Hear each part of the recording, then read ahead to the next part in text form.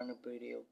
Today I'm gonna show you boys the process essentials you need on how to get 260 waves, and probably some do's and don'ts. But yeah, man, let's get into it. Number one, you're gonna need a detangler brush.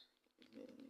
Like detangler is literally just for, I think it's for when you're whooping type shit. But you know you're gonna need a detangler brush. You're trying to get. And for washing styles, you're gonna need brown scrub brush. I recommend this. You can get it probably at the nearest store, dollar store, whatever.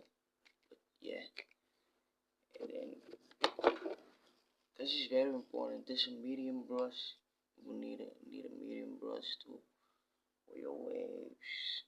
And yeah, I'm just trying to make this a short video. I'm not trying to take too much of your time. And yeah, in the do rag, most importantly, you can't be trying to get no waves without no do rag. You feel me? So go and buy yourself a do rag and get them wave spinning.